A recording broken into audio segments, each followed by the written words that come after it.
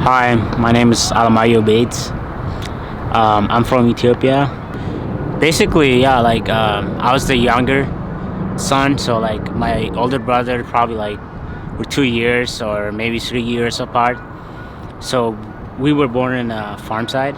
So he in the morning like he take the animals out because I was too young, and then at the same time like I still have to do the house chores. Like you start working probably like when you're four, or even like once you can lift something, then you find like you can work. So what I was born in was it's probably like there's no car, like I said before. So it's we're pretty like separate from everything, like to the point we have our own religion, our own culture, a little bit related to the city because people still like take a day trip to go to the city to sell their farming,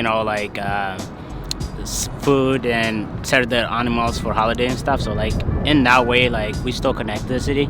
But otherwise, it's like unless you're going to school too. Like there's some people who take like almost they wake up like 3 o'clock or some in the morning and walk almost all day long to get their class like at 9 o'clock or 10 o'clock, and then they walk all night to get home. So they barely even have like to do homework.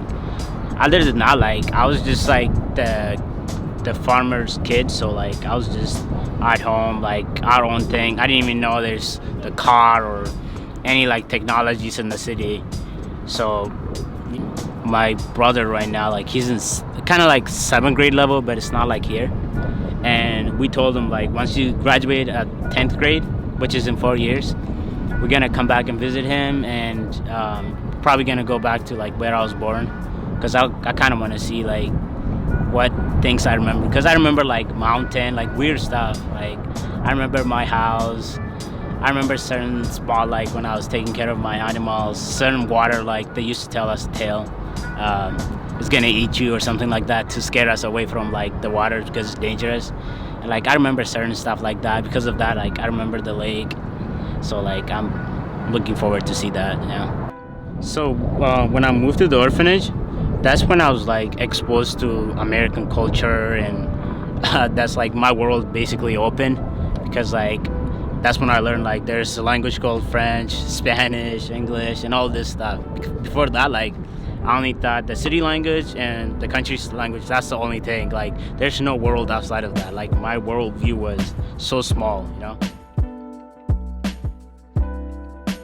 Our orphanage was pretty famous, so because of that like a lot of people know about it, and we get like volunteers and stuff, like just go do like be with us and like show us stuff. They bring soccer ball and that kind of stuff. So like when I moved here, I guess like the most shocking thing is it's just the way of living.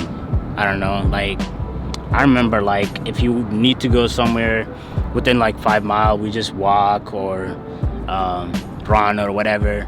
And here's like people drive a lot. It's just like more comfortable, I guess. Like that's like more shocking thing, like because like you're in constant like you want something, and when you go out of the orphanage, like you see other people like on the street, and when you come here, like it just life is so different. Like even for homeless people, they get food.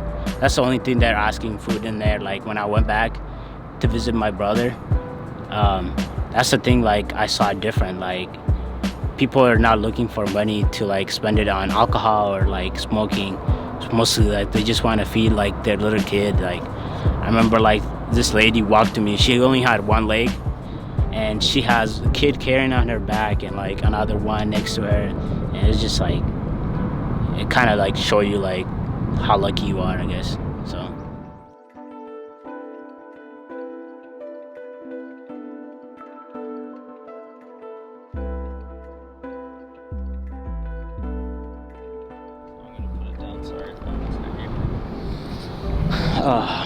I need water, man. Do you have water? Don't have water actually. My lip is dry.